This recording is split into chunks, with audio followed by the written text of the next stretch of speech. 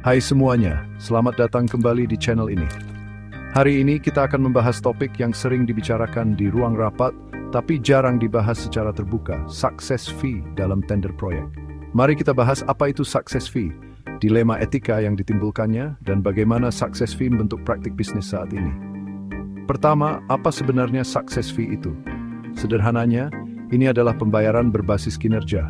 Bayaran hanya diterima jika proyek dimenangkan. Dalam dunia tender proyek, ini bisa berarti komisi, bonus tetap, atau bahkan imbalan tidak langsung seperti saham atau proyek di masa depan.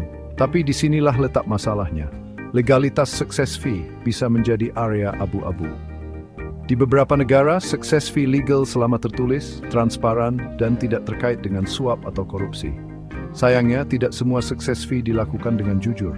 Beberapa disembunyikan, membuatnya rentan terhadap masalah hukum dan etika, terutama di bawah undang-undang anti korupsi.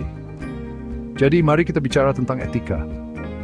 Apakah adil bagi sebagian orang untuk memenangkan tender melalui pengaruh sementara yang lain bersaing murni berdasarkan prestasi? Apakah ini merusak tata kelola yang baik dan objektivitas?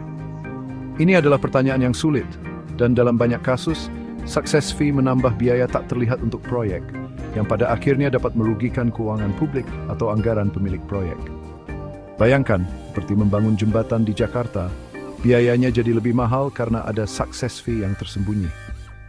Sekarang, terlepas dari kekhawatiran ini, praktik success fee masih ada. Mengapa? Mungkin karena menavigasi birokrasi yang kompleks seringkali membutuhkan jembatan, dan di banyak negara berkembang budaya bisnis informal masih kuat. Ditambah lagi, semua orang ingin prosesnya cepat dan hasilnya terjamin. Tapi inilah sisi buruknya. Success fee dapat menyebabkan persaingan yang tidak sehat, percaloan tender, dan oligopoli bisnis yang menutup peluang bagi pengusaha muda atau yang baru muncul. Jadi, bagaimana kita bergerak menuju praktik yang lebih transparan?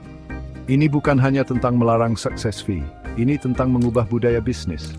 Ini berarti mendigitalkan proses tender untuk mengurangi negosiasi informal, mengedukasi pelaku bisnis dan pejabat tentang praktik etis, menegakkan hukum anti korupsi, dan memastikan transparansi dan audit publik dalam pengadaan. Seperti misalnya, semua proses tender proyek pemerintah di Jakarta harus online dan terbuka. Success fee, jika digunakan secara etis, dapat memberi penghargaan atas prestasi yang sebenarnya. Tetapi ketika success fee memanipulasi proses tender, success fee mengancam keadilan, efisiensi, dan transparansi. Jadi mari kita tetap bijak, bedakan profesionalisme dari penyimpangan, dan ciptakan lingkungan bisnis yang kompetitif dan bersih dari praktik korupsi. Terima kasih telah menonton. Jika menurut Anda video ini bermanfaat, jangan lupa untuk like, comment, dan subscribe untuk pembahasan bisnis yang lebih mendalam. Sampai jumpa lagi.